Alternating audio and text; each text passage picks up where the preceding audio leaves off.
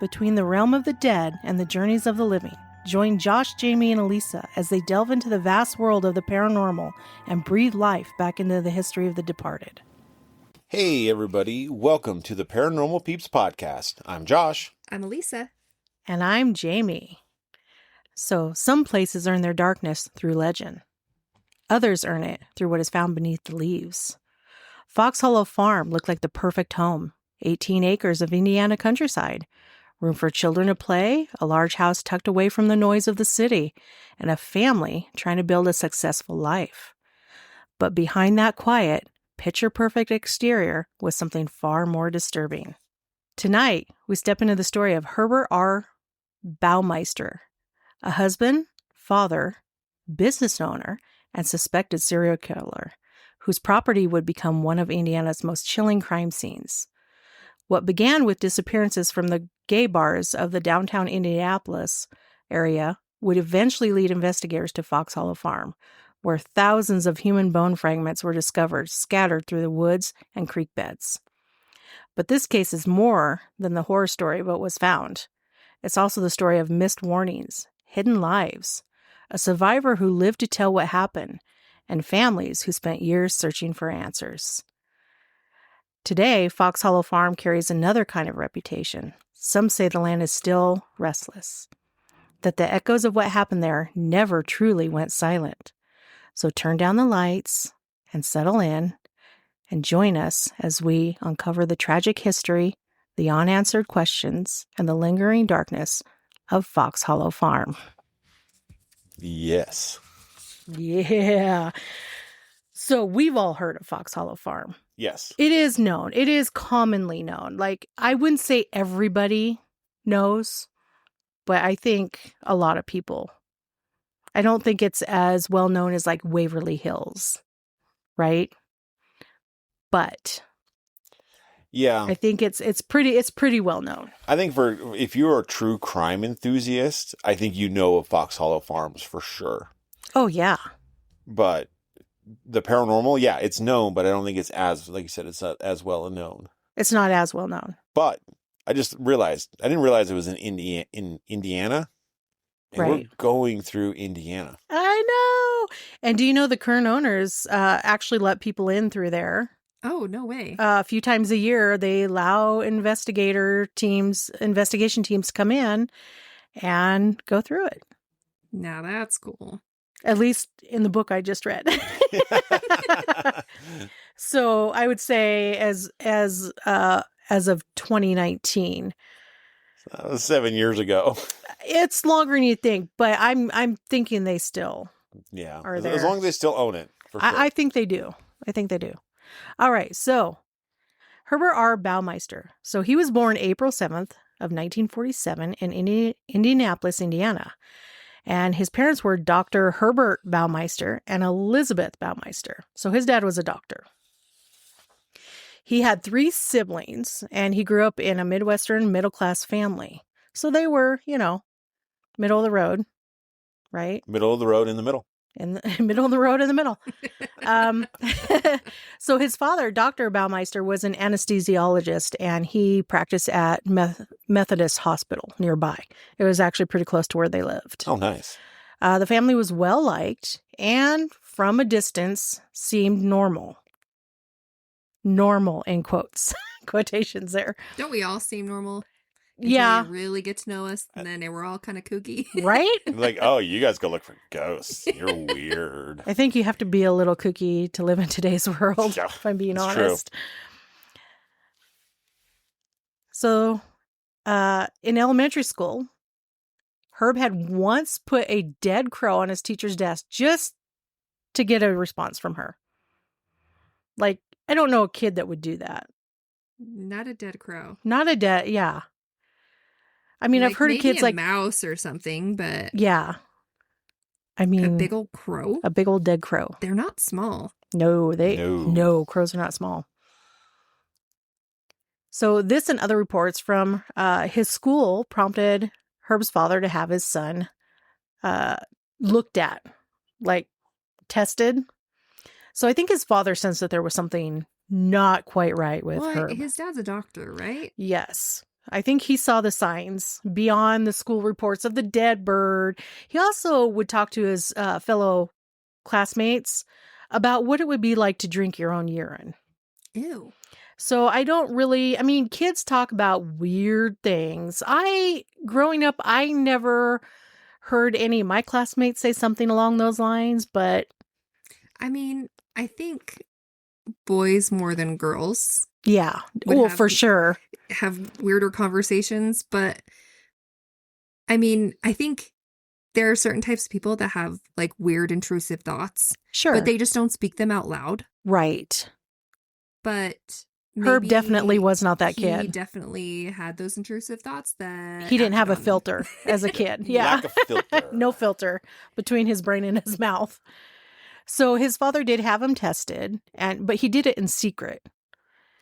So the records that actually still exist are really limited in what they tell us about him Mhm. and those tests, but they did clearly state that the diagnosis of schizophrenia was Oh. there and the possibility of more than one personality So multiple personality and schizophrenia. and schizophrenia. Right. That's a combination. That's not a good one. Not usually. No. Give me one example of where it is, but moving on. Let me think for a little while. All right. So, okay, you do that. I'm going to move on. So now we're going to jump to high school. So Herb was enrolled in high school in 1961 at North Central. And among all his peers, Herb was just an average student, and he never really fit into any group of students. You know how you have like the popular or the sports and all the things, right? He didn't fit into, He was kind of a loner. yeah, he was just on his own. So he graduated in 1965, and then at Indiana University, he went to study anatomy as his major. Oh, So for okay. college, This is like heading down a path I can already see. right? You can already kind of see it. Yeah. Yeah. So he actually wanted to become a doctor like his father was. And while attending university, Herb met his future wife. And the two bonded, and they shared a lot of similar political views as well as other interests. So a bond was formed, Mm-hmm. right? But Herb ended up dropping out of college, and he ended up moving back to Indianapolis and started work for the Indianapolis Star newspaper. Well, that's a totally different turn. Yeah, and it doesn't say why he dropped out. Like, it was just very brief, just that he dropped out. In 1971, Herb married the girl that he met in college, and she was actually working as a teacher while he worked at the paper. So then a short few months later, in 1972, Herb had an emotional breakdown, and this was reportedly over a problem with a car repair. So in my mind, it's maybe one of those things where a lot of little things were happening, And this was the end of the... and this was yeah. just the one that sent him over, right? It wasn't really about the car repair. Right. It was just yet another thing. Yeah. That And final. he was just like, I'm done, Mhm. right? So he spent 2 months in a psychiatric hospital. When he was released, he secured a job with the Indiana Bureau of Motor Vehicles.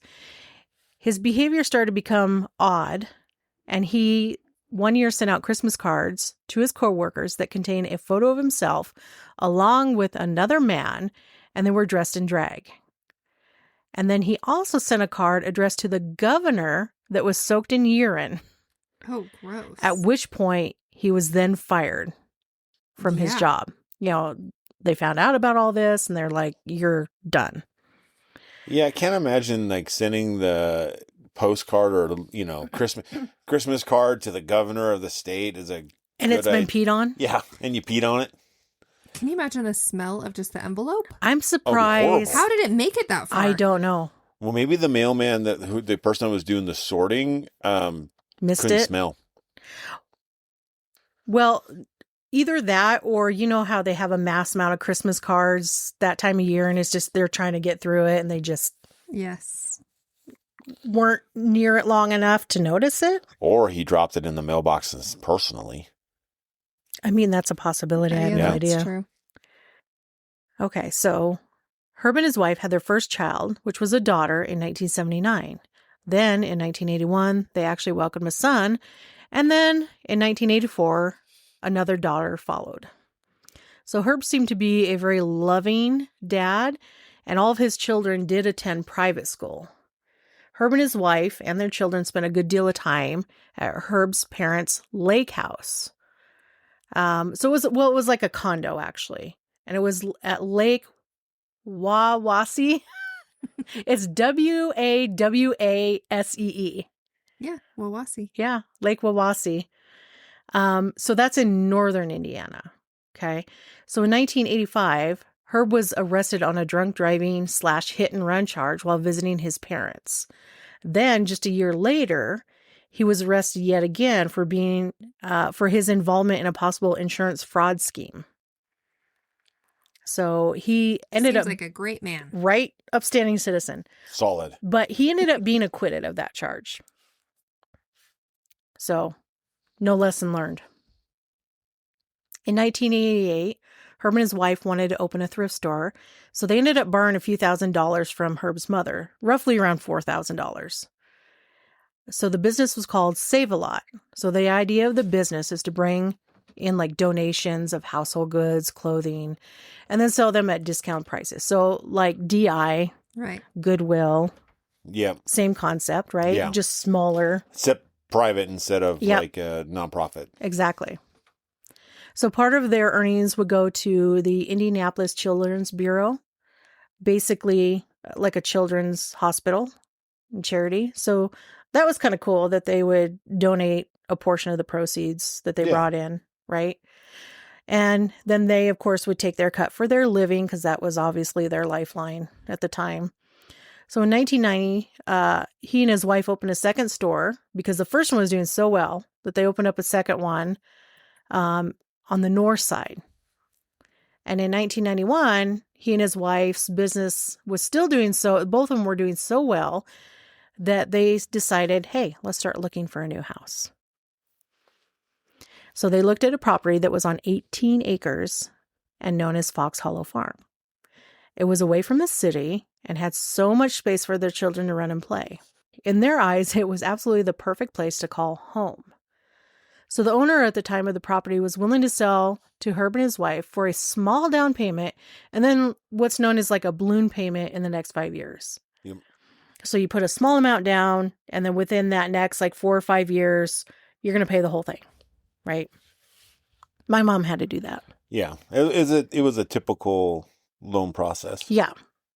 Not really common today, I don't think. I think it was more common. Yes. It was more common ago. back then. It still happens today. Usually, though, it happens now on $1 million homes. Yeah. So, yeah, because, I mean, at the time, this home was listed, okay, and this is back in 1991, okay? So, and it was listed at I think, somewhere around $945,000. But this home is massive. It's like a mansion. It was over, I think, 9,000 square feet. Holy on moly. 18 acres. I mean, I'm sure it was beautiful. Let's see. In Utah today, that's $10 to $12 million. who knows? More money than we all can afford right now. Together. Yeah. Yeah. So, you know, they move in this house and everything's going really well. And the children were doing really well in school and their business was thriving. So life was good. Yeah. Let's talk about some of these disappearances. Okay. So we're going to jump around just a little bit here. 1985 was actually the beginning of the deaths and disappearances. So the body of a 17-year-old male was actually found alongside the roadside in Indiana. His name was Eric, and I can't pronounce his last name, so we'll just say Eric. We'll stick with Eric. Then in 1989, another man's body was discovered along Interstate 70, which is just east of Indianapolis in Hancock County. Okay. And his name was Stephen Elliott, and he was just 26 years old. Now, in 1990, 32-year-old Clay Boatman was found between Indianapolis and Columbus, Ohio. So over a decade, so 1980 to 1990, there were around 9 other bodies that would be discovered between Columbus, Ohio, and Indianapolis, Indiana. All male, like all men. So 1993, Mike O'Reilly, along with Johnny Byer, would disappear as well. Then, in July of the same year, Jeffrey Jones and Richard Hamilton followed. So he's getting brave. Yep. And then in August, Alan Livingston. So they were all found to be men who hung around the gay bars in downtown Indianapolis. So now we're coming up, they're all gay men from downtown bars of Indianapolis. So Yep. And it's still at the time, if you think about it, we're in the 80s, 90s, early 90s, where there was still a lot of secrecy around yes. being gay in that time. Yeah. Yes and no, right? Yeah. I mean, like, people it was knew. getting better, but it was still hard. Yes, Yeah. it was still tough. So, like most people, I'm sure we're leaning the same way too, but a lot of people started to suspect there was a serial killer on the loose targeting the gay bars. I mean, duh, right? The disappearances continued into 1994 and were reported by their families. One of the families of one of the missing men went as far as to hire a private detective who was actually a retired sheriff. That would be a fun job. Yes. But they hired a private detective because they really wanted to know what happened to their loved one. And the police didn't have much to go on other than they were all men, all from local gay bars, and all the disappearances happened in the warmer months of the years. So like hibernates during the wintertime. Yeah, like too cold to be, And then comes out. Yep. It does get pretty wicked nasty there in the wintertime. So I can imagine you'd probably not want to do any of that stuff. Well, plus, and if there's snow and stuff like that, you're going to leave tread marks. You're going to leave more evidence. You're going to leave a little more behind. evidence. And if you're trying to, like, if you wanted to bury a body, it's a little harder to do it when the ground freezes 4 feet down. Yes. Well, and like the leafy trees are all bare. Yeah. So you're not as hidden. Nope. More chance of being caught, probably. Exactly. So, in the mid-1990s, there was a regular at one of the bars, and his name was Tony Harris. And Tony noticed a man he was staring at the missing persons poster that was hung up there in the bar. And Tony didn't recognize this man as a regular, like he'd never seen him. So Tony gets up, he goes over to the man, and he asks him if he knew the missing man on the flyer. The man replied, "No, I don't." But the man said his name was Brian Smart, which we now know was Herb Baumeister. But he gave the name Brian. So for now, we're going to call him Brian. Okay? So Tony and Brian start a conversation. And eventually Brian asked Tony if he would like to go back to his boss's house because it was hot outside and his boss had an indoor pool. Tony said yes, which, crazy, right? Different time though, right? Well, I mean, here's the thing. Everybody knew that these men were going missing from gay bars in the downtown Indianapolis area. Right. Knowing that, and then approaching a man staring at one of the missing persons flyers, why would you go, yeah? I mean, to me, I think like a red flag would be waving, Right. like, don't. And his initials are BS. Mm-hmm. He's full of BS. You know he's lying. You know he a liar. Brian asked Tony, "Hey, my boss has got an indoor pool in the basement. Come back. It's hot. We'll go swimming." Right? And Tony says, "Yeah." And Brian actually suggested that they take different cars. But Tony insisted that they actually would take the same car because Tony wanted his car left at the bar so that if by chance he didn't return, someone would see his car was still there at the bar and call the police to look for him. Ah. But my So- thing is, why put yourself in that position? But here's the thing. If you're Right. if you're worried about something happening to you, why would you even say yes? That's what I'm saying. Right. Like, would why? you do that? Why? Yeah. It seems crazy to me. Crazy. Maybe Tony's desperate. I don't know. Maybe Brian was just a good looking guy and it's like, hey, gotta go home with that one. Have you seen a picture? No, I have not seen a picture of him. Okay. Well, maybe to some. Right? Boy, that's just the way of saying he ugly. No, that's not what I said. I'm just saying everybody has different taste. There's always a person for everyone. Okay, so moving on. Tony recalls that Brian really didn't say much on their drive. And as soon as they were in a much more country farm setting where the road was just like 2 lanes, right? So you go from like downtown Indianapolis and the roads, go from, many lanes down to 2. You get out of the city. There's not really much out there. There's a lot of farmland, a lot of horse property, right? So the driveway was really long and winding, and it was very dark out. And finally, they reached what Tony describes as a very large house. He said it was like a mansion. And the pool was located in the basement. Brian told Tony that he could actually go across from the pool, and there's a little changing room there. So you can go over there and change, he says, right? So Tony does so. And when he came out of the room, Brian was already in the pool. So Tony joined Brian in the pool, and when Brian asked him if he would like to see a neat trick, so he's like, "Hey, Tony, you want to see a neat trick?" That's never a good. Nope. No. Never a good thing. So he said, "Yeah, what's the trick?" And Brian then went on to say that if you squeeze someone's neck and cut off the flow of blood to the brain, that it can cause the best orgasm. I mean, do you not hear like alarm bells going off? Like from just the minute he said, "Hey, come to my boss's house and swim in the pool." If they're not if there's not like a big siren going and Right? red lights flashing at this point in time. So Tony wasn't sure, but yet he was willing to try. Oh my goodness. Desperate. Yep. That's what I say. Brian proceeded to take the length of a pool hose that was nearby and place it around Tony's neck. Brian began to tighten the hose gently at first, right? Like just gradually started to tighten the hose, strangling Tony. Brian pulled the hose tighter, and Tony became lightheaded and started to see like little red dots. And a thought occurred to Tony that, hey, Brian might be trying to kill me.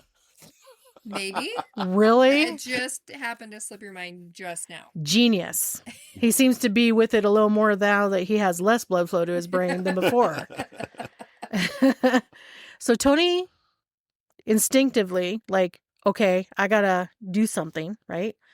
So Tony let his legs and his arms kind of float freely in the water, which gave Brian the illusion that he had passed out. Like playing dead. Basically, like, hey, I'm passed out. I'm not a threat. Yeah. You've done your job. So when Brian let loose the hose around Tony's neck, Tony opened his eyes and stood up in the pool and said, "Brian, it's you. You're the one that's hurting people." Tony went on to tell Brian he was going to the police, and Brian stated that no one would even believe him. I wonder why.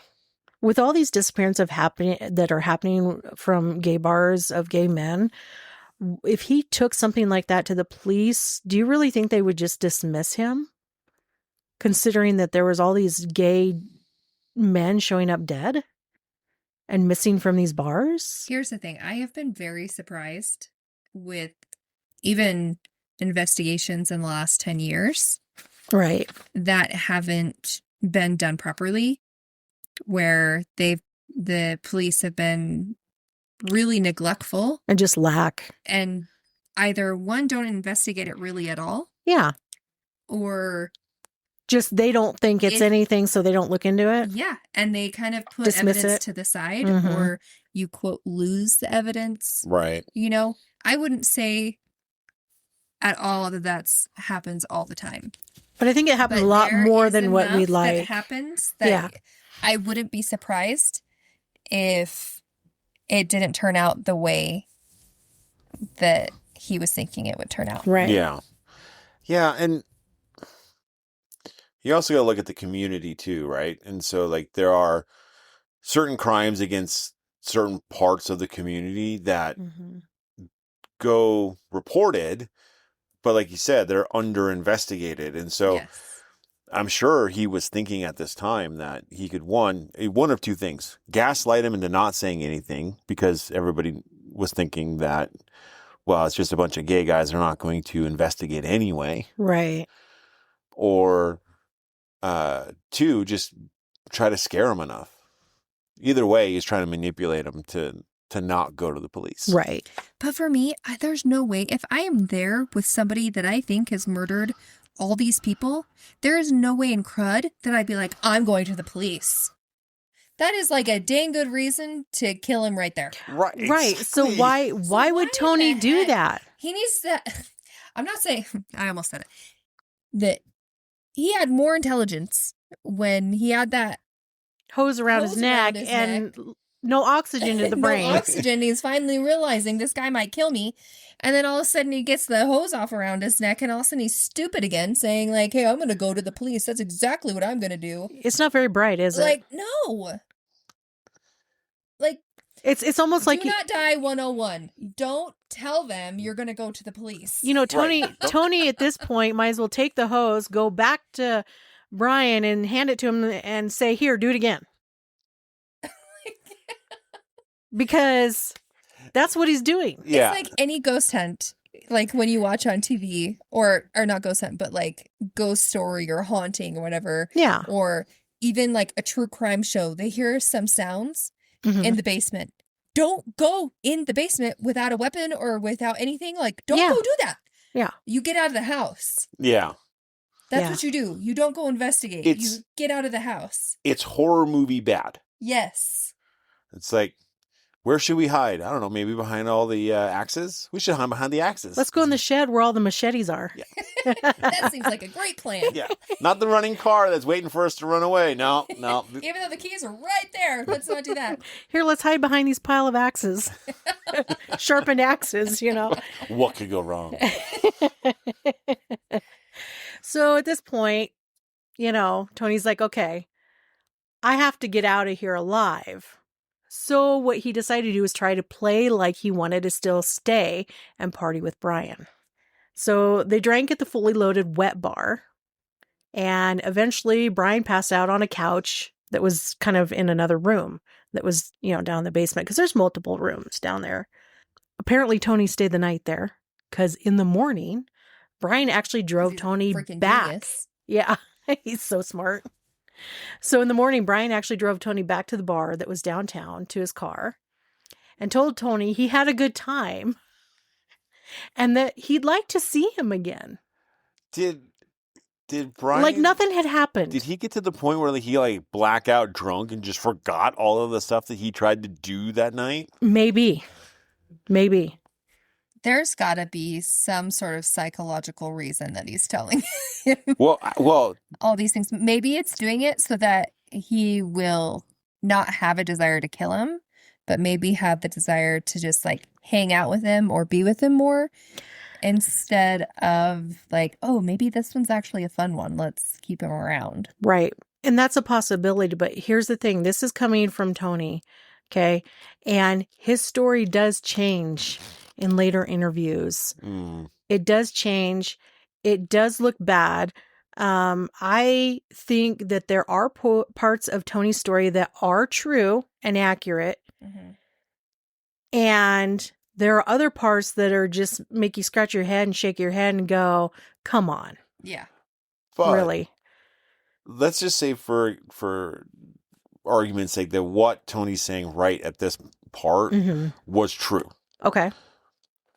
Herb was already diagnosed with potential multi-personality disorder. So what if one personality is the killer?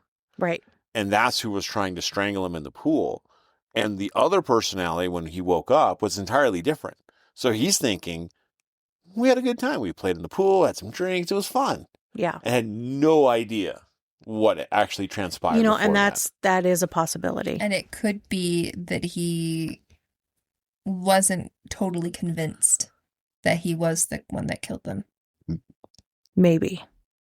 I wonder if part of him was on the fence, like, well, maybe this wasn't him. Because, I mean, I've been in scenarios where I've had to second guess. Where you think 1 minute it is and the next minute you're questioning whether it is. Uh-huh. Yeah. No, I get that. For the most part, you go off your first instinct, and you're generally right. Trust your gut. Uh-huh. Yeah. Yeah. But sometimes our head overrules our gut. Mm-hmm. So anyway, after Brian drops Tony off and says, I had a good time and I'd love to see you again, Tony got in his car and went to the police and told them everything. But Tony couldn't really give a very accurate description of the killer's home because it was really dark. It's a lot of like horse property, so a lot of farmland and fields and trees and just this little road, And I think if you're not looking for the turnoff into the Fox Hollow Farm driveway, it would be very easy to miss, especially at night. But I also wonder, though, yeah, it's dark, but you can generally see how big a house is. But if you've but remember, this house, you turn off this little 2-lane road, okay, you turn off, and then there's a little ways back, there's the sign that says, a wood sign that says Fox Hollow Farm. But it sounds like it's kind of hidden. And then it's kind of a windy, long driveway. And like there's trees and there's like some stables, right, on one side. So it's like a outbuilding. And then you keep going and then the house comes into view. I know, but the guy still went there. At night. And he's unfamiliar with the area. I know, but still. So think about it. You go there. You see that there's a huge, ginormous house in the middle of the woods. There can't be that many of them. Is what I'm saying. So when you go to the cops, I mean, a house that big. Yeah. And you go to the cops and say, hey, there's a house in the middle of the woods. It's huge. Down a really long path that, and it has a pool. It has this, whatever. I'm sure you could describe it enough. Somebody's got to recognize that house. Because most people know when you live in an area where the big houses are. Typically, yes. Yeah. Even if it's down a long road. Yes. We'd hope the police would. Yeah. Yeah, they didn't. Well, how do you know? Well, here we go. So the police, because it was dark and because Tony was unfamiliar with the area that Brian had took him to, the police just told Tony to next time get a plate number should this person ever come back into the bar. Okay. Okay, that's a good bet. That's fair, right? Tony said that he said that he only visited Fox Hollow Farm the one time, but in later interviews, he would alter this and actually say he had a romantic relationship with Herb whenever the opportunity would present itself. See, this is where Tony's credibility for me goes downhill. Yeah. Like, why would you alter your story and say, I only went there the once, and then in other interviews say the opposite? I guess he really liked the pool. Yeah, no, okay. Anyways. So Tony actually addresses, his altered statement and stuff. He actually addresses that his story has changed and he realizes that it casts doubts on him as a witness, which, okay. Yeah, it's gonna. So he says after that first night at the farm, he was very certain that this was the man responsible for killing his friends from the gay community. So he still feels very strongly that this is the killer. But I don't know. So, okay, let's just keep going here for a sec. So he says his main concern was to stop the murders, but he was in a sticky spot because he had caught feelings for the man he knew as Brian. Like it's a cold. What? And he makes it sound like a cold. I caught feelings. Okay, so it's like... Maybe he goes for the type that's like the scary bad boy type. Well, yeah, but Herb Baumeister was not the scary bad boy type. Well, it's maybe him he was. But he was a murderer, so like... What I'm saying, though, is that when Herb worked for that newspaper, What his coworkers recalled about him was how friendly he was, and he was always very nicely dressed. So he was a very easygoing, friendly, nicely dressed, put together, not tattooed up, creepy, bad boy vibe, nothing like that. He was never looked at or described by any of his peers, co-workers, anybody like that. Neighbors, nothing. That's interesting. I just can't.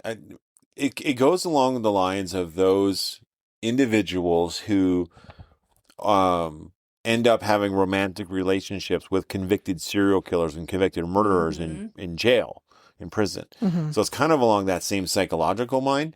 But the part that's just hard to wrap my brain around, it's like, yep, I am positive this dude killed all my friends. But I love him. And I'm going to keep hanging out with him. It's like, whenever the opportunity presents itself, Yeah. I'm going to go and be with him. it's like, because you're not going to be next. Right? Or there isn't a possibility that he'll get tired of you and just, Is there a thrill of the It's gotta be. Or I don't know. will he do it this time or not? Yeah, what is the psychology wrapped around this one? Wow.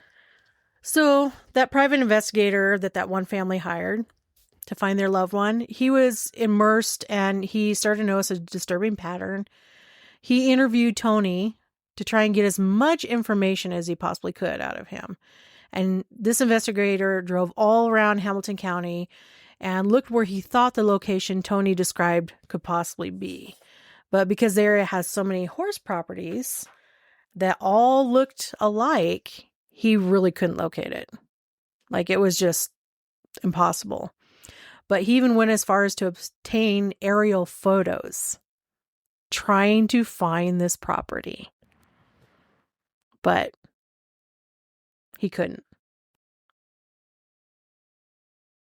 Dang. I mean, you give him credit. He's trying. He's trying. But I mean, I kind of get it, though, because if you're like, it's a really big house on horse property. Mm-hmm. Okay. And then you look and you're like, well, there's 30 of them. Which one? I have no idea. Yeah. Because they all look pretty much the same. Yep. So now we're going to jump to spring of 1995. So Tony, he had begun to think that he would never see Brian again. And because, he went through the winter, the colder Right. months, right? Mm-hmm. Had his little... And Brian didn't come around at all, fall and winter. So spring, Brian actually made an appearance at the bar again. And Tony was, understandably uneasy because Brian was watching Tony. So Tony couldn't actually just get up and go out and get his plate number. So he actually asked a friend to go and write it down. Right? So Tony then, when he got it, later he gave it to the missing persons detective that was actually assigned to this case. And once the plate number was ran through the Bureau of Motor Vehicles, the car came back as belonging to Herbert Baumeister, and whose street address was listed as none other than Fox Hollow Farm. Boom. Get it. And this was a lead that they had actually been waiting for because they really didn't have a whole lot to go on, if you think about it. Yeah. They really didn't. Big house, horse property. And you don't have the forensics that we have today. Nope. No. I mean, even though, like, we're talking about the mid-90s, right? Like, forensics was a lot better than it was in the 70s, 60s, and 70s. Oh, for sure. Mm-hmm. But still, it's not like the ancestral DNA stuff we have today, where it's like, we can get you pretty quick. If we got a tiny little microscopic drop of your blood, we can figure out who you are. Yeah. It's come a long ways. Yeah. From what it used to be. So a detective for the Missing Person Bureau, actually, she headed over to one of Herb's stores. Remember the Save-A-Lot stores? Yep. They had two of them. And Herb ran one and his wife the other. And his wife ran the one on the north side of the city. But she went over there to question him. She actually began by introducing herself and telling him who she was. And then she proceeded to ask him if he ever went to the gay bars in Indianapolis, which he absolutely denied. So then she told him that there are actually multiple eyewitnesses that put him at the gay bars. And that's how they got his plate number, too. And so Herb was visibly shaken. And he admitted that he did visit the bars on occasion, but that his family was completely unaware that he did that. So she then informed Herb that she was investigating the disappearances of some young men that were last seen at those bars. And then she went on to tell Herb that she does think that he is either involved or knows who is. So she then gives him the question of, can I search your property? And he flat out denied her. And he denied any involvement in any of the disappearances. And then he proceeded to tell the detective that if she has any further questions, then she would need to speak to his lawyer. So, and he gave her the information for his lawyer. And so the detective contacted his lawyer, who said, we don't represent Mr. Baumeister. So then she again goes to the store, talks to Herb, and says, you know, what the heck? And he's like, take it up with my lawyer. So then she calls their office, and they are like, we don't represent Mr. Baumeister. So then she goes back to Herb, and again, what the heck? you know? And he's like, contact my lawyer. So then again, she goes down to the law office. And by that third time, Herb had gotten a retainer payment put together and had hired the lawyer, the law firm, so now they're representing him. Yeah. And she says, can I search? I need to search the property. And the lawyer says, no, you cannot search the property. So there was that. There's always suspicion when they say no. Yeah. It's like instant red flag. And then they go and hire a lawyer. So it's like, Yeah, it's like, I'm all nice and congeal with you. I'll have all this conversation. But you asked me the wrong question, I'm going to lawyer up right away. And it's like, yeah, that's like a big that's red not red suspicious. flag that says I'm guilty. Yep. So anyways, the detective was like, okay. She's like, I got to go at this from a different angle. So she got a police helicopter that was fitted with an infrared camera, and they flew over Fox Hollow Farm. And what they were looking for were any indications of the ground being disturbed, or with the infrared camera, any heat signatures. Because as a body decomposes, it gives off gases, which gives off heat. Okay, so this is what they're looking for. But unfortunately, they didn't find anything while flying over. And now they need to find another way. And it can be hard too. Like I worked with the infrared cameras and stuff. Mm-hmm. And when you would try to look through dense foliage. Like how? Trees. Yeah, trees, right? trees and woods. bushes and stuff. Woods. Right? Getting a solid heat signature was really hard because it was being blocked by the leaves. And so it was really hard to see anything actually on the ground. Yeah. You could pretty much hide a person just standing out there. Absolutely. From the sky. So yeah.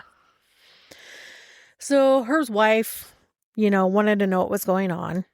And so the excuse he told her was that they had a former employee who was harassing and making false claims against him, which his wife believed because, when you have your own business and you have employees, sometimes that can happen, right?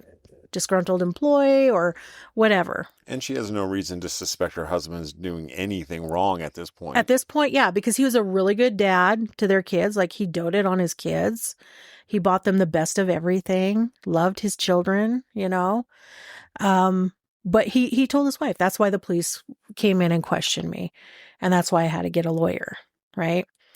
So still in 1995, so this is in the winter, Herb and his wife's son was actually playing out in the woods that was just behind the house. So about 50 yards from the back patio, or 50 feet, 50 feet from the back patio. So not far at all. And he was playing back there and he found a human skull. And it was amongst like the undergrowth and stuff. So the boy, being a boy, he actually put the skull at the end of a long stick and proceeded to scare his sisters with it, chase them around. And so, of course, the girls went to their mom and told mom, and she goes over to her son and she's like, where did you find this skull? She's like, you take me there right now. And he's like, I told her I found it laying in the woods. And he took her over there to show her exactly where. And when they actually got to the spot where the skull was found, there were also other human looking bones, like fragments, right? His wife later said that it looked as if someone had just laid down and died there, basically. It was just a bunch of little pieces of bone. So she was really anxious at this point to confront her husband about the skull and the bones that were out in the woods. So when her husband comes home, no sooner does he walk in the door, and his wife, without hesitation, says, "What the hell is this?" Like, just, and shows him. And Herb was really quick to just dismiss it. And he claimed that it was actually an anatomical skeleton from his father's medical practice. Just randomly placed out in the woods. Right. Yep. Because that happens. I But believe that. here's the thing. Herb actually claimed that it had actually been up in the garage in a box, and he wasn't really sure how it ended up in the woods out back, but he said he would be more than happy to get rid of it. So about a week later, I'm sure he would. Because, this could be a problem. But a week later, his wife actually went back out there and the skeleton and everything was gone. So because she knew her husband collected everything imaginable. She says he was a pack rat through and through. So she could kind of see that, he would have this. Right? So she just, okay. But I don't think it ever sat quite right with her, though. Yeah, that would be a tough one for me. Mm-hmm. Yeah, I was gonna say, it'd be really hard to Yeah, I think she kind of just pushed it to the back, but I don't think she was ever really satisfied with his explanation of it. Which, who would be? I wouldn't, personally. So she didn't really, at the time, find his story too hard to believe because he was such a pack rat. So anyways, now let's go back to this female detective, right? So she can't get permission from Herb or his lawyers to even get anywhere on the property to search it. So she's like, you know what? I'm going to go to his wife. After all, her name was actually on the deed too.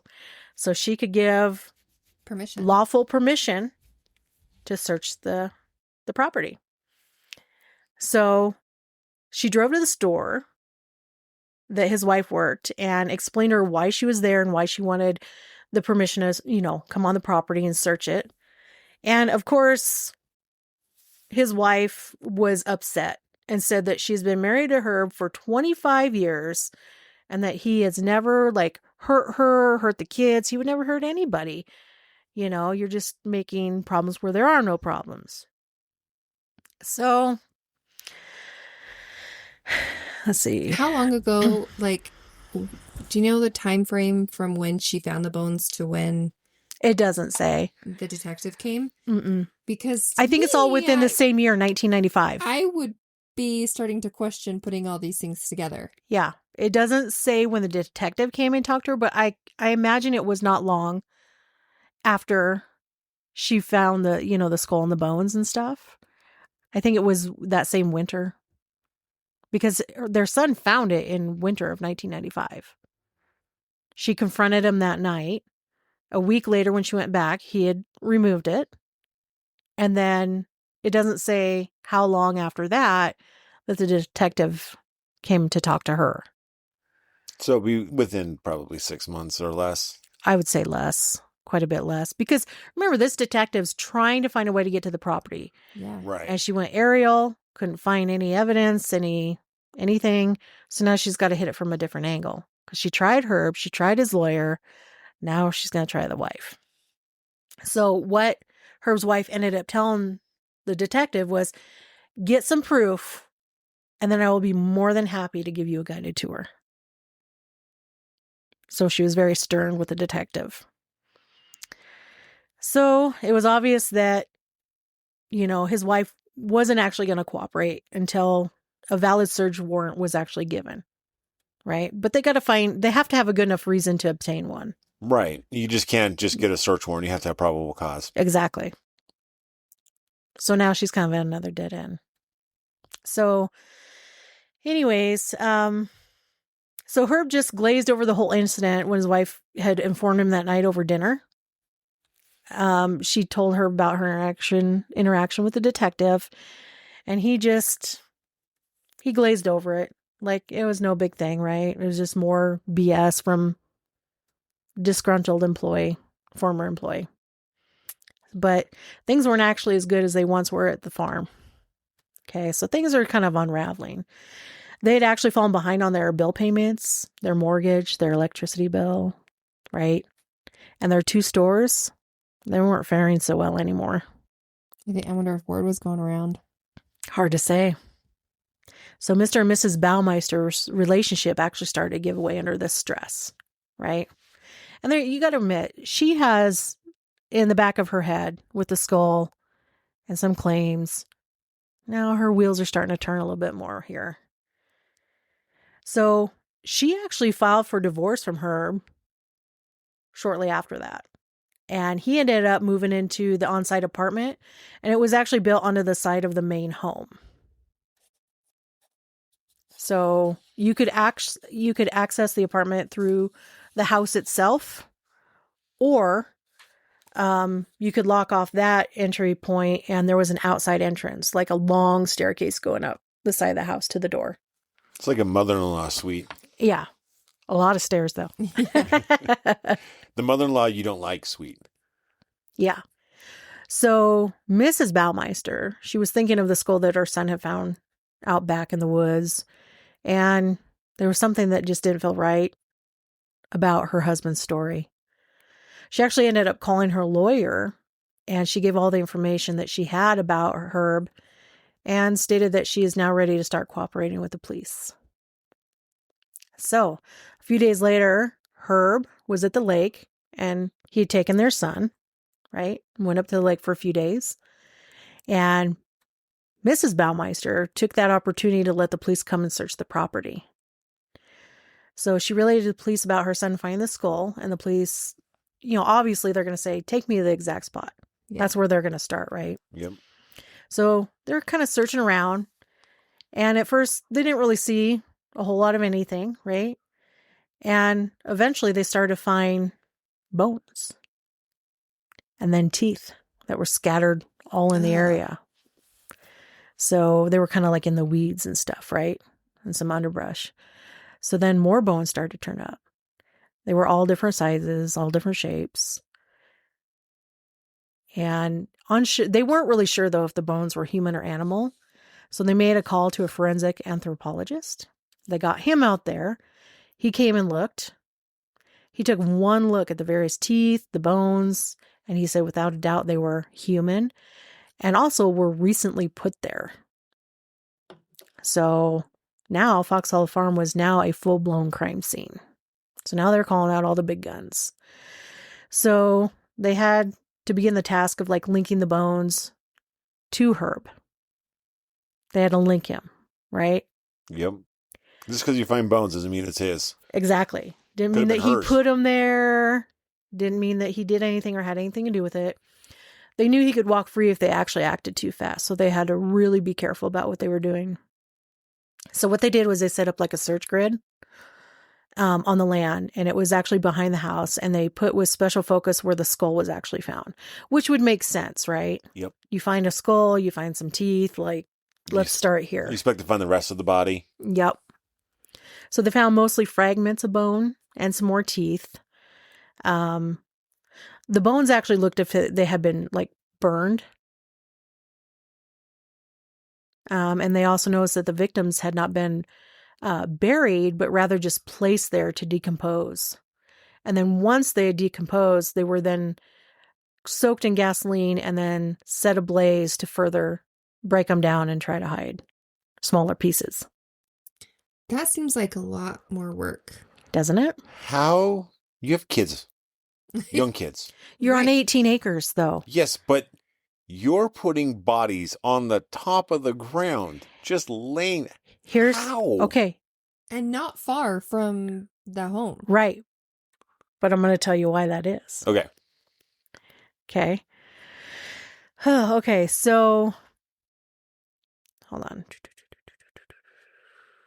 Okay.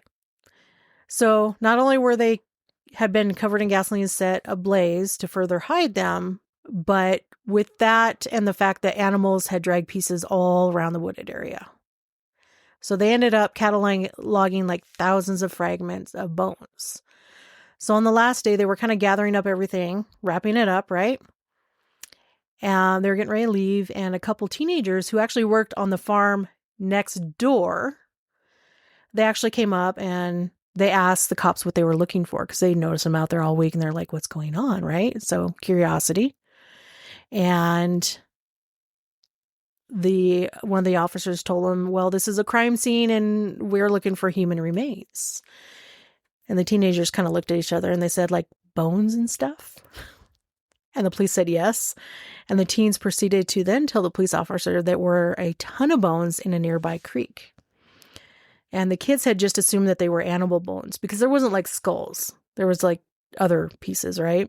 Probably femurs Mhm. and like, things like that.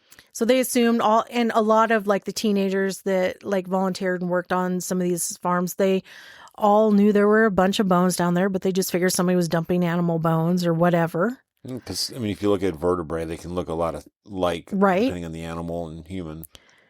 So the police said, well, normally we could maybe we'd probably dismiss this, but given why we're here and it's close to where we're looking, take us there. So he actually gathered up a team and they went to the west side of the property where there was a creek. When they got there, they were just astounded by all the bones that they found in the bed of this creek. So all of them appeared to be human.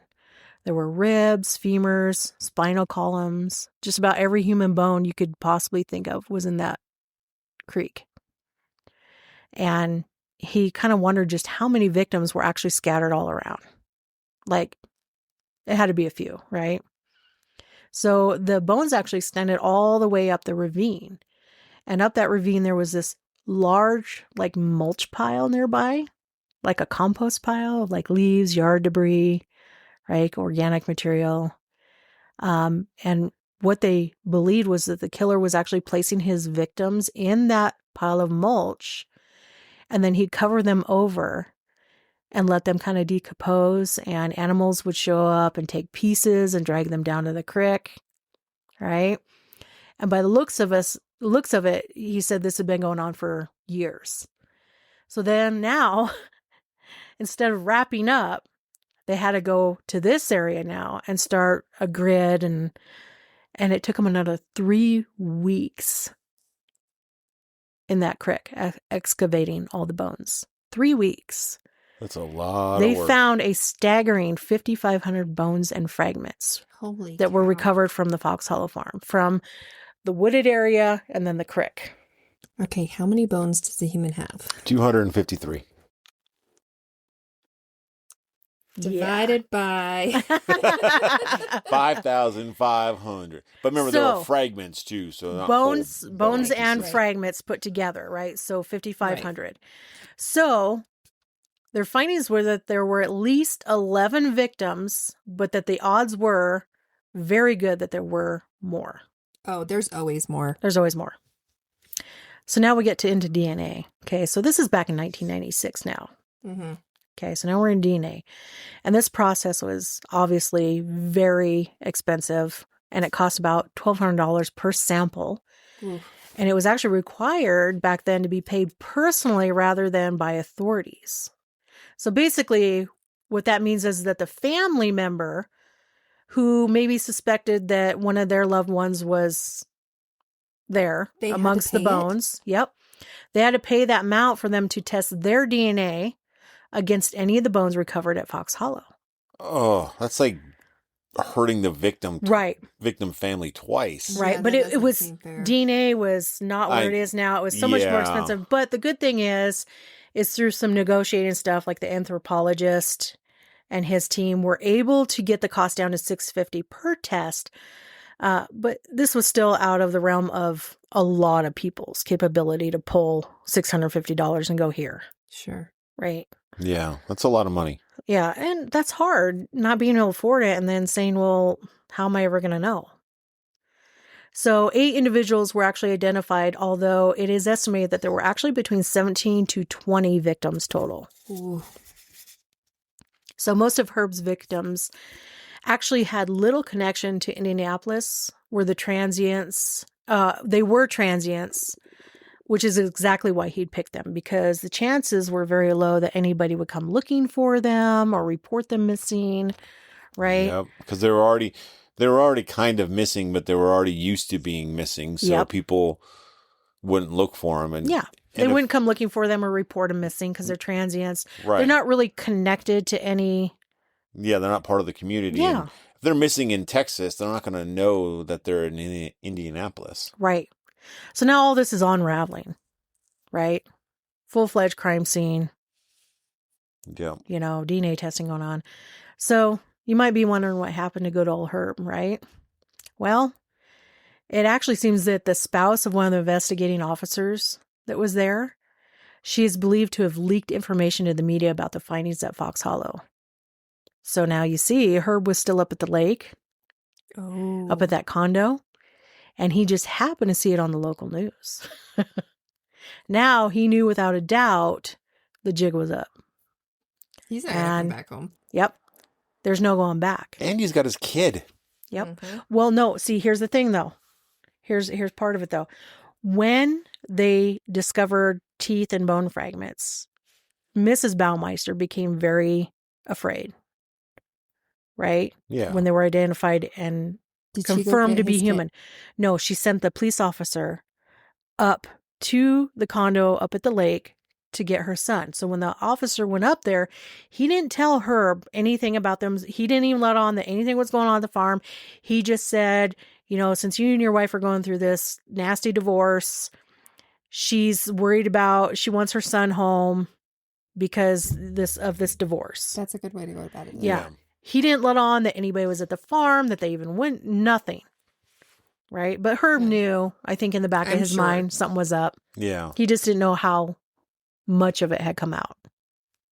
So, anyways, he just happened to see it on the local news, and he knew now that, hey, I can't go back. So he actually packed and he fled.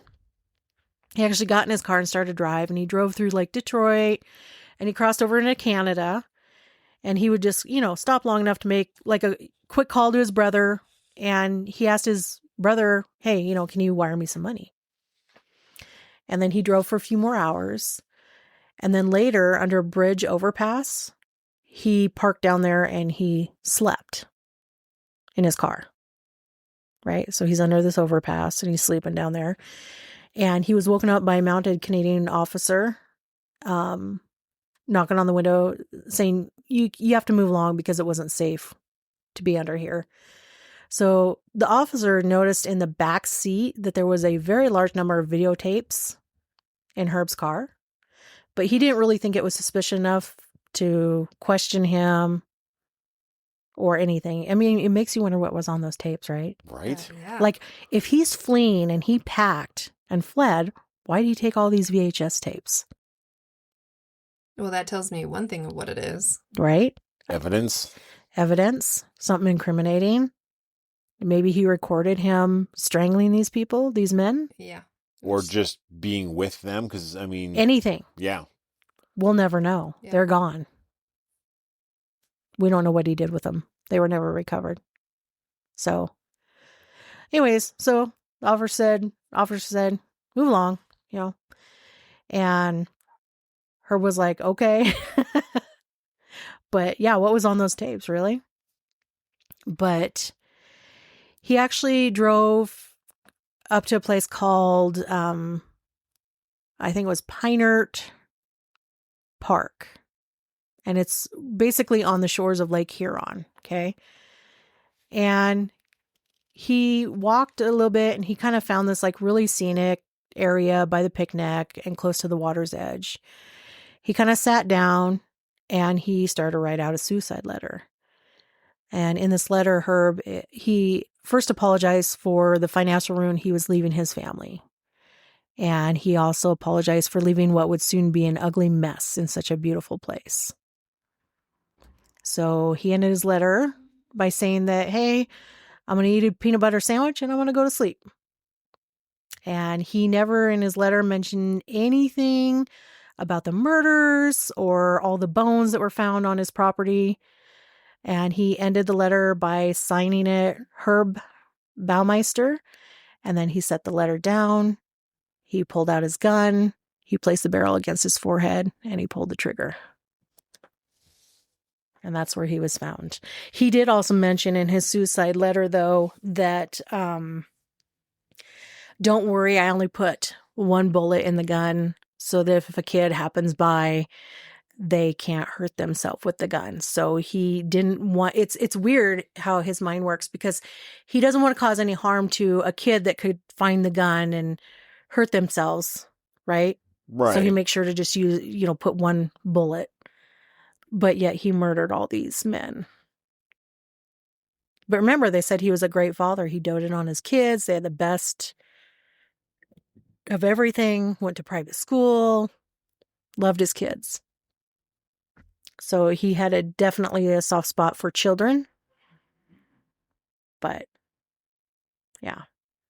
And that's where they found him. His body was discovered. People from Indianapolis, Indiana's police department came up, collected the gun, collected his body, collected the car. Minus the videotapes. Yeah, the videotapes were never mentioned. Other than that one officer that woke him up under that bridge overpass had said he saw a very large amount of VHS tapes in the backseat of his car. But it wasn't a reason to... Yeah, they could have been anywhere. He could have burned them. He could have threw them in a They trash probably can. just threw them away somewhere. Just dumped them somewhere. Yep. Yeah. Imagine someone going out, looking through the woods, and just finds a duffel bag full of videotapes. Could you imagine? I couldn't. Ooh. I mean, they're probably degraded by now. 30 years in the dirt. Elements would probably destroy them, but... Or he burnt them or just put them in a dumpster somewhere along his, fleeing. But now let's get to the hauntings. That's why we're here. That's why we're here. So now the people that moved in. So the house actually after all this, right? I mean, they're still finding bones there today. They're still turning up. They're still turning, like after a storm or whatever, an animal kicks one up and drags it. But so Rob and Vicky Graves, okay, they bought the house. So when they went to look at the house, they didn't know anything of the history of Fox Hollow Farm at the time. Don't you have to have that disclosed? Well, Not and all they did. states. They did. But see, they went and looked at the house. When they walked in the house, it smelled like urine. There were a family of raccoons living up in the attic. The house had been vacant for 5 years at this point. So there was, and nobody had really upkept it. So like the land was like 4 feet high with weeds and grass and, so it was a lot of work that needed to be done. Some wiring, some plumbing. Like there's miles of plumbing in this place. It's like 9,000 square feet. So it's huge. So and I think at the time they looked at it, was going for $2.85 million, which is actually really reduced because of its history, right? And they found out about its history because the real estate person had to tell them. And so they went home and him and his wife discussed it and asked themselves if they could live in a place with such a history. Right. And they decided yes. They wanted to be out of the city, away from it all, right? So the guy who owned the place didn't actually ever live there. It's reported that he ended up with the house through a real estate deal gone bad. And he's trying to unload it. And they offered him, a lower price than 2.85. And he quickly came back with a no. So then they offered another price. I don't know what that price was. And the owner said no. So then months go by. So this, I think it was like between a year and 2 years. And so they had all but given up on it, right? They're just like, it wasn't meant to be. So then eventually, months and months go by, and the guy who owns the house calls them directly and says, okay, I'll sell it to you. So they end up purchasing the house, and I don't have the price. Doesn't really matter. They move in. They start working on it, of course, to bring it back to what it was. Rob actually went to the woman who had owned the house. Her and her husband had originally built it. Okay, and this was like back in 1971 or something like that. I think it was in the 1970s, I believe. And she said they spared no expense. She wanted this dream home. Her husband said, let's do it. They hired the best builders, everything. And back then, the cost that they put into this house was $1 million. And this was in the 1970s. So imagine what that is in today's money. I can't even imagine. What would that be? What do you think? Rough estimate? 5-6 million. Somewhere in that range. Yeah, they spared no expense. Which, that's a lot of money. Yeah, it is. Anyways, so Rob and Vicky move in, right? And they're working on the house. They have 2 sons. And she's down one day in the basement vacuuming around the swimming pool because her boys, because there's a slider that goes outside from the pool in the basement to the outside. Yep. They had drug mud in and it dried. And so she's in there vacuuming, right? So she's vacuuming and she's got the vacuum plugged into like an extension cord because the vacuum cord itself wasn't long enough. And so she got it plugged into a long extension cord, which is plugged into the wall. And she's vacuuming and the vacuum goes off.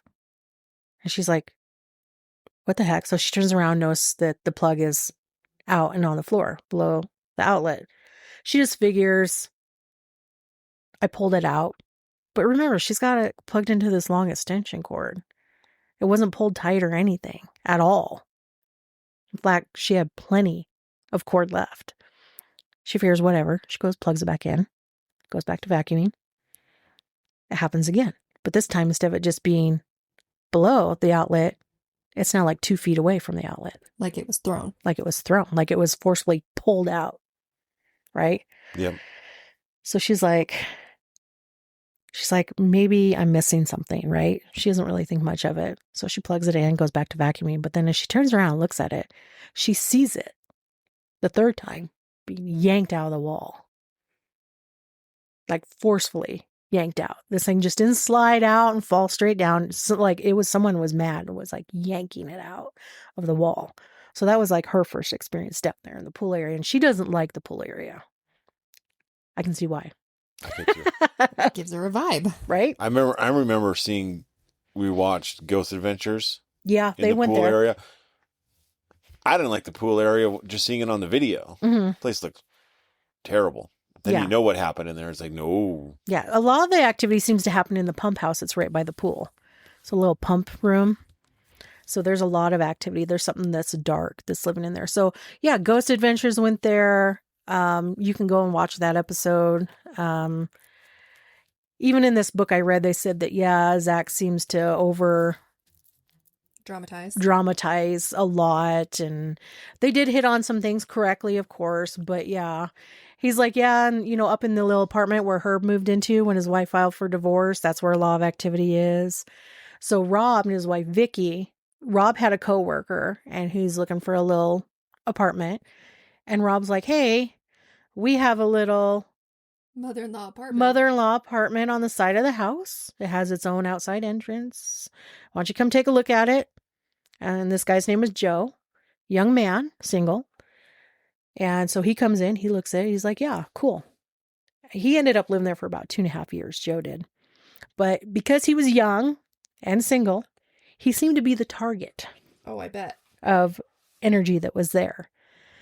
Okay, so the first night that Joe moved in and he went to sleep, and he has a dog, but he went to sleep, he had the most vivid nightmare. And in his nightmare, he was running for his life. He didn't know what he was running from, but he said it was such a vivid and intense dream that it woke him up, and he was still in the fight or flight mode, that he actually jumped out of bed and started running. Oh, my. Whoa. And he ran into like the door frame and fell back and laid on the floor for a minute. Like, And then he's whoops. like looking around. He gets up and he's still feeling that feeling of That anxiety. run, Yeah. run.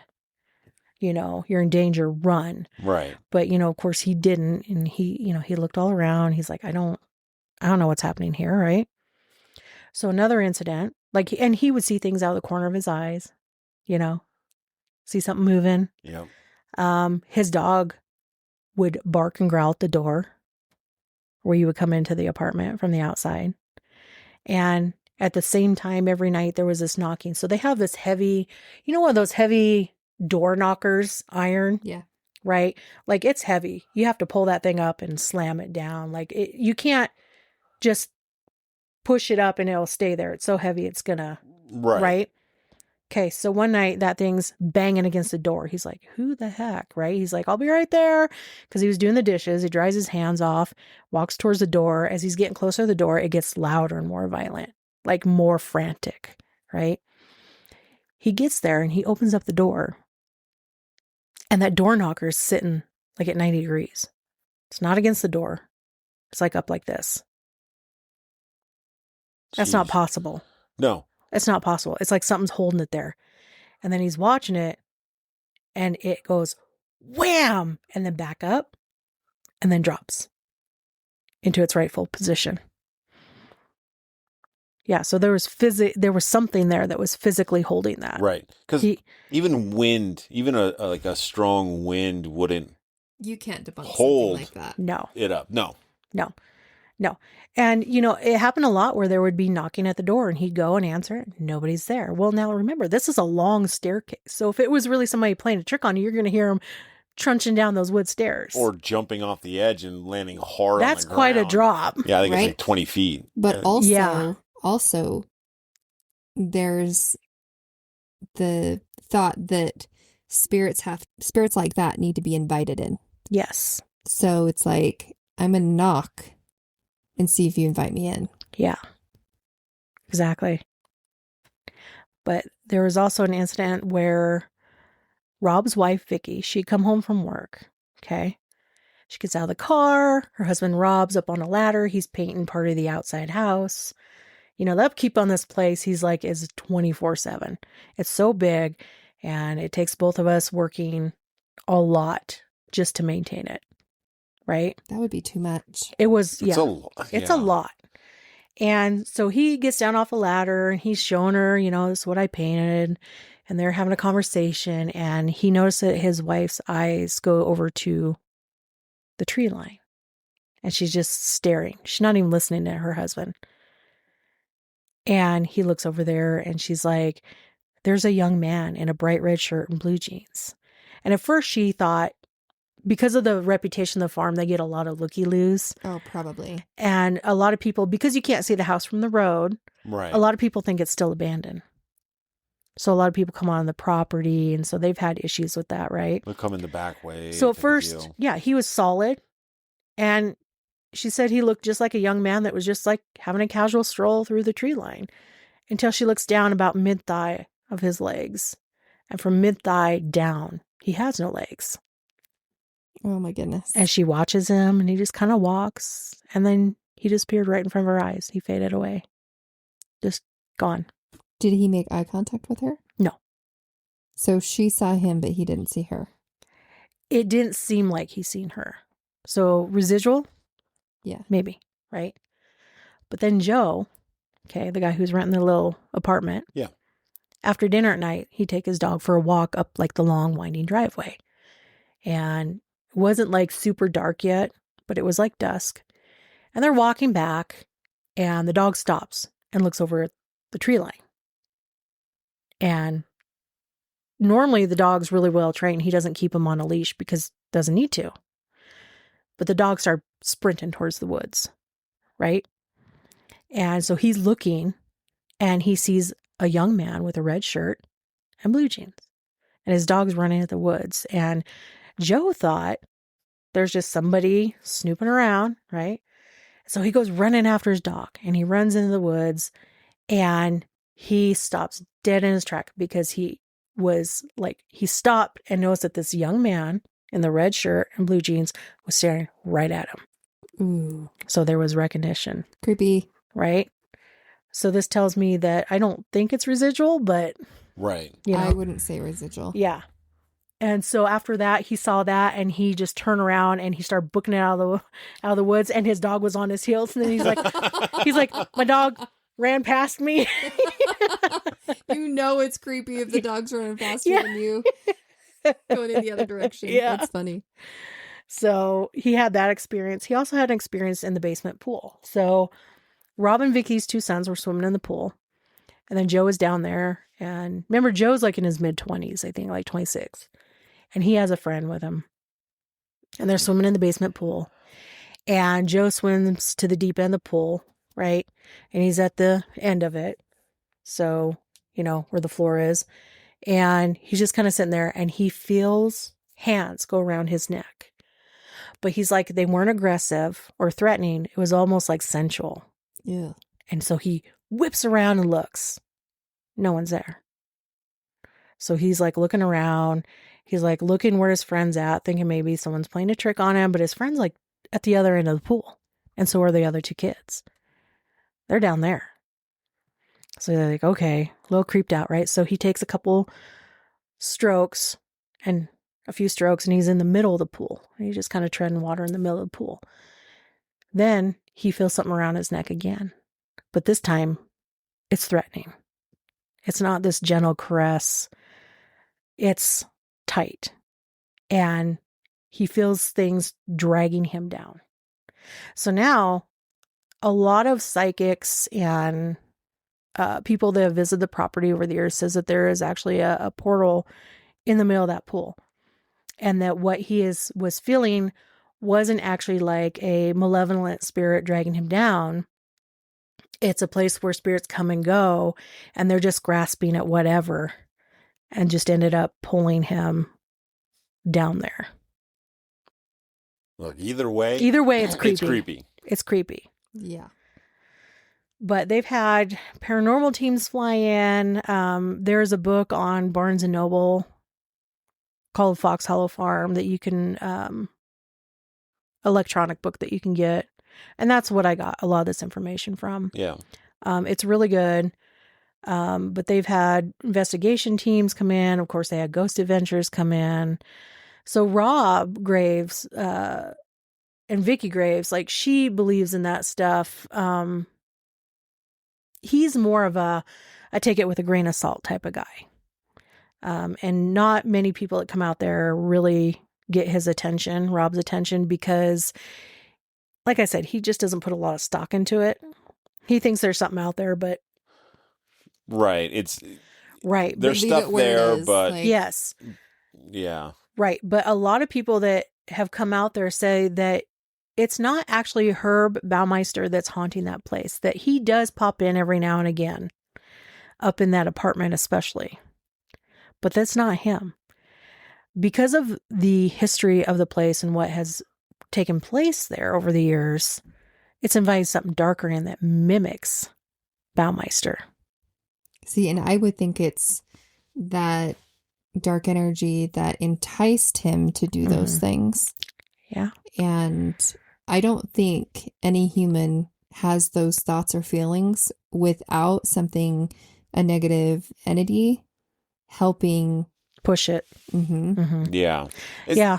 So I think this very same that it was, it's probably that same energy that, or spirit or spirits, whatever, that in the home, and whatever is like that malevolent entity. But I bet that whatever is outside in the trees and the tree line is probably maybe some of the people that have passed away out there.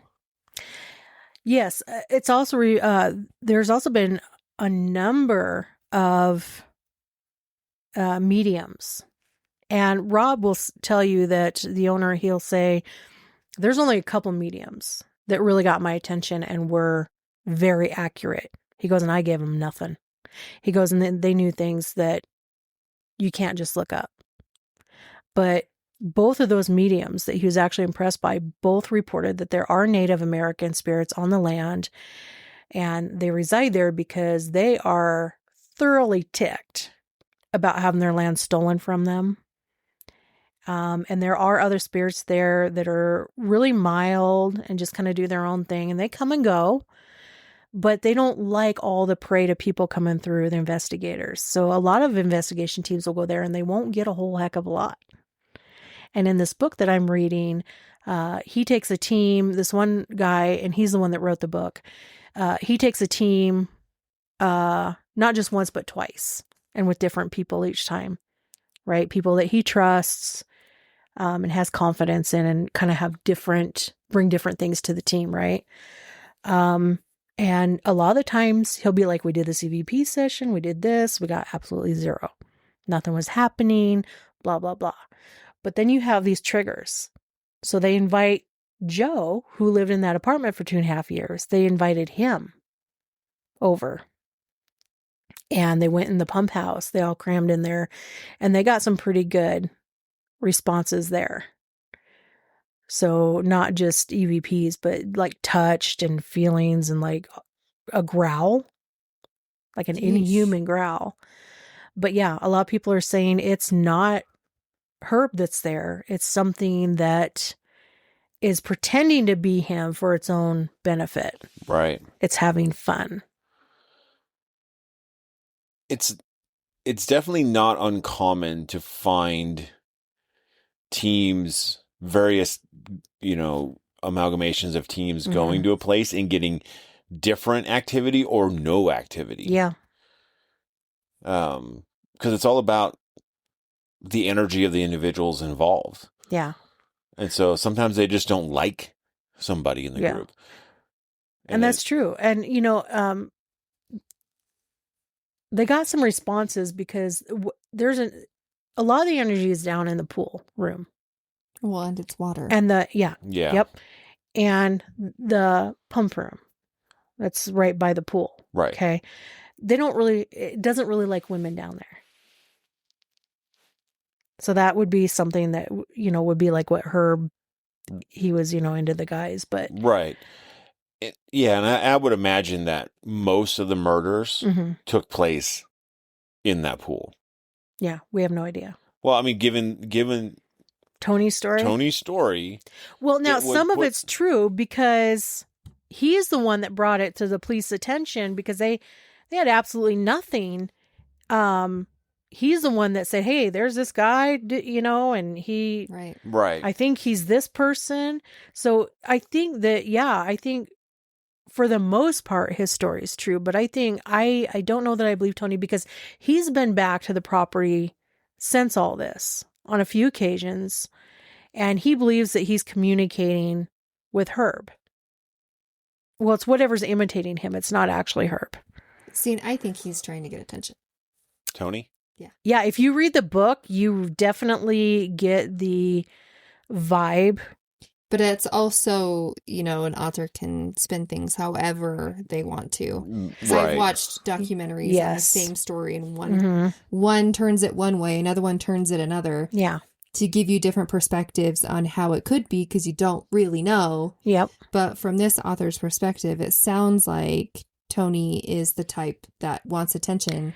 And so maybe that's why the stories were changing and embellishing. Yes. So this author, as he writes in this book, he's very, hey, when in doubt, throw it out. He's very, we're going to try and recreate it. We're going to try and debunk it. He's not like every little thing is paranormal, and he's not overly dramatic. If you read how he describes things and how he describes when Ghost Adventures came there and all the things, you realize this guy's has a lot of common sense. He's very level-headed and very grounded. He's not trying to steer you one way or another. Yeah. He's very even keeled. He's not trying to convince you of anything. He's letting you think for yourself. Just gonna lay and make stuff your out own there. opinion, have your own opinion. So this is why I really enjoyed this book, is because he wasn't trying to, you have to believe because this is what happened. And I said, he's not like that at all. So I found it very refreshing. That is very refreshing. I like the documentaries that are like that, where they're just like, here are the facts. This is what happened. Yep. And that's what this book is. It's just very, like, he lays it out as it is. And yeah, Tony does come. He doesn't make Tony come off. He just reports exactly what Tony tells him. And so that would tell me. And he gives his opinion. Seems to be an attention seeker. Right. Yeah. But I mean, I get it though, because of all the topics out there, true crime is the most popular topic. Oh, for sure. Well, and this is a bit of both, right? Because it starts with true crime. Yep. And then there's paranormal. And Tony is the one that lived.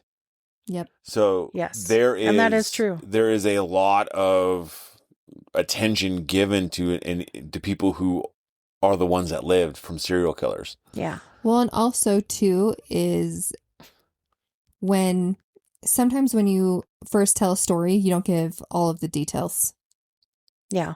And then as you go, depending on, your reasons why you're wanting to withhold information. Yes. And I'm sure like that could also be the case. Yeah. Where it's like, okay, I feel more safe, or I feel like now I should divulge more information. Then starts to divulge more. And maybe that's why it, quote, changed, was because more information was being divulged. Or it could just be like attention seeking, and I'm going to throw this out there, and then I'm going to throw this out there. Right. But who knows? Who knows? Yeah. Tony does, but it's all fascinating. And I think the part that fascinates me about Fox Hollow Farm is that a lot of serial killer places don't exist anymore. Yeah. Like Ed Gein's gone. They'll tear it down. Yeah. I'm trying to think of the clown.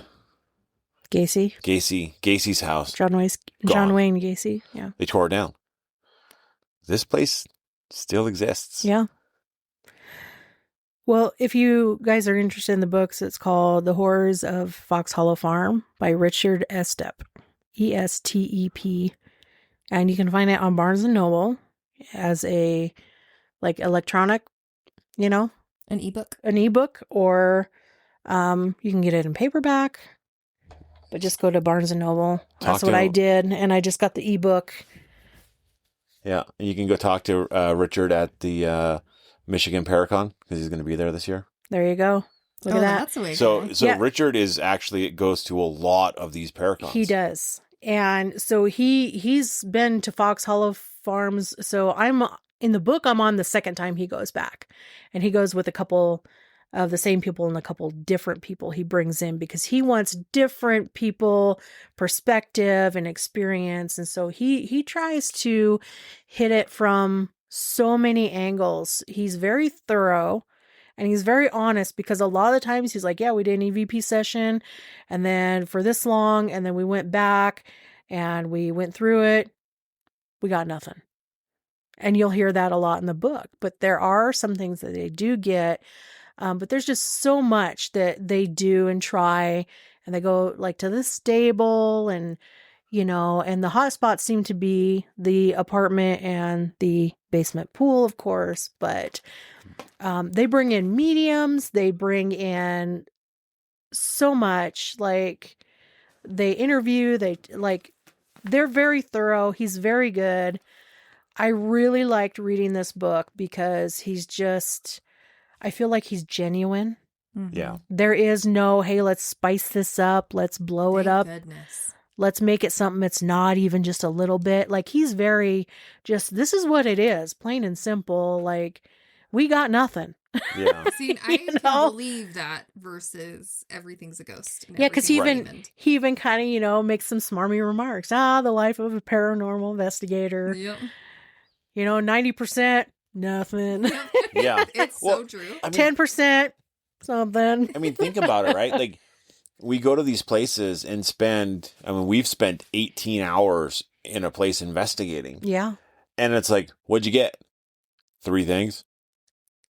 And they're not even like that amazing. Yeah. No. Well, and see, here's the thing though. He just doesn't go for one night, him and his team. They go multiple nights. See, which is so cool. Yes. So jealous. I know. I would love to do that. But it's like we've been to places where we've gone multiple times. And there'll be times we get absolutely nothing. And then other times it is non-stop. Treasure trove. Like legit, I will get EVP after EVP after EVP. And even though it might not be the best quality, it's still enough where I'm like, do I even count this one right now? Because I literally am going like 10 seconds before the next one and the next one and the next one. And they're just whispers. And sometimes you can't even understand them. But it's enough where you're like, holy moly, I've hit the hot spot. Yeah. Because you can get absolutely silence. Yeah. For hours and hours and hours. And then all of a sudden it's like boom, boom, boom, boom, boom, boom, boom. Yeah. Or the opposite. It could start off boom, boom, boom, boom, boom, and then go dead. Oh, totally. Oh, like at Mackey Mansion. Mackey Mansion. Yep. 100%. That was a great Like, example. did everybody go to sleep? What happened? Well, they all left. And you know what's Party's interesting over. about that too, right? Is like we got nothing after midnight. Yep. Oh yeah, it just came to a halt. But our friends at Broken Wings went, and they got nothing until midnight. See, isn't that weird? I think I want to say that groups have different energy between the members in the group.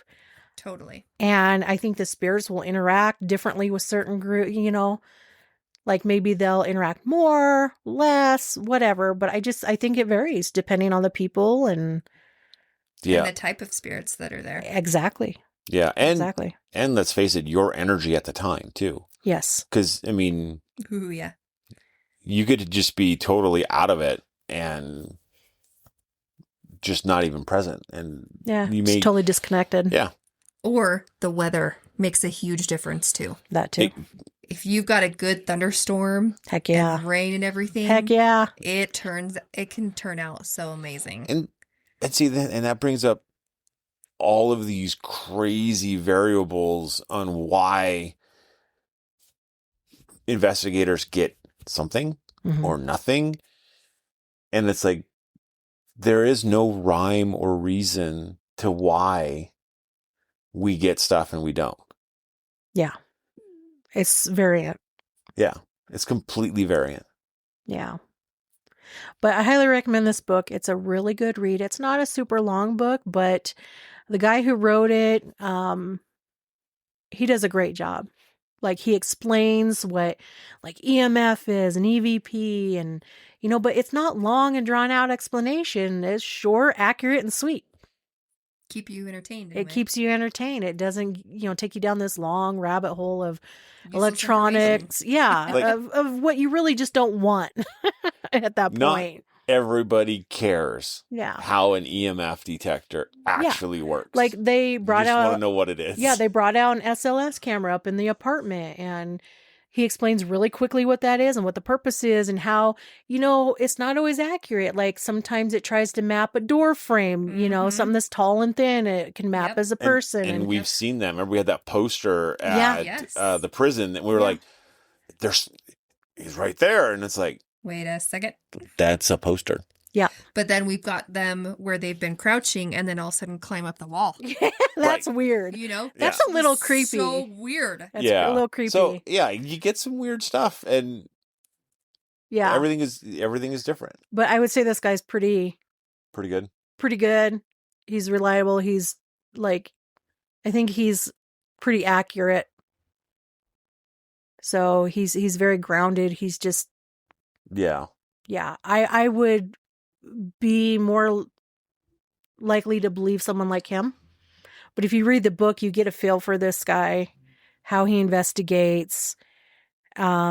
and how he looks at things. And he's always quick to say, I don't believe it was this, but I could always be wrong. Mm-hmm. But in my experience, and he's been doing this for years and years, Yeah. so He's a he's very vet. seasoned. Yeah. So would you go? If you were given the opportunity, Oh, would you investigate or just spend the night in the apartment? for me, this is a hard one. A lot of lives were taken. I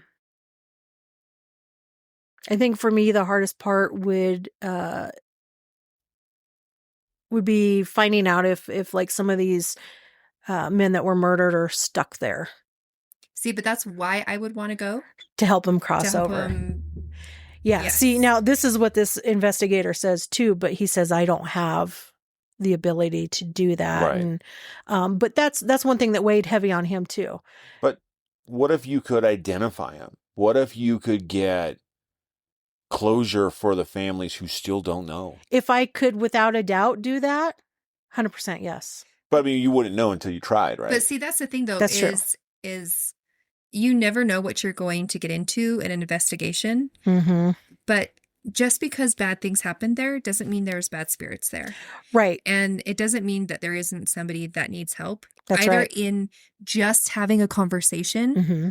Because, I mean, we have found time and time and again that even spirits that aren't even from that area will come just because you're there, knowing that you're there. Yes. Because they need you. We have experienced that on a handful of occasions. Yes. It's almost like you become like this beacon for them. The light, I look at it as the lighthouse in the dark. Yes. Yeah. So even for me, even if bad things happen there, I would still go. I wouldn't be searching out the bad things. Oh, heck no. That wouldn't be we don't do that anyways. No, that's not my priority. My priority would be who's good that's there, who's in the area that needs my help, who wants to have that conversation or who just needs that conversation. Yeah. Because sometimes that's all it is. Sometimes we just go there and we have a good conversation and then all of a sudden it makes that area light again. Yes. Yeah. And it brings light into that area. And who am I to say that I can't do that? That would be wrong. Because to me, that's not wrong. Yeah. To me, that's bringing in light where there is darkness. Yeah. And only good can come from that. Exactly. So why not try? And it's not going to hurt me any to not do that. Yeah. Yeah. That's true. Yeah. I mean, it was mentioned in the book that there is a man, he used to be in the military and he's a medium and he's very Rob Graves, the owner, finds him highly accurate. Highly. And I think it was him that basically told Rob and Vicky that, over the years, the happenings have calmed down. Like it still happens, but it's not as prevalent. And as long as they are there and keep replacing that negative energy with their positive energy, it's going to get less and less because it's already working that way since they've lived there. See? So, yeah. So that's proof that, your positive energy can outweigh the negative. Can outweigh the bad and negative and dark. Yeah. Well, the darkness cannot exist in the light. It's just not possible. Mm-mm. Yep. So, if you have read this book or have met Richard or just would love to investigate or have investigated Fox Hollow Farm, let us know. And as always, stay ghosty, my peeps.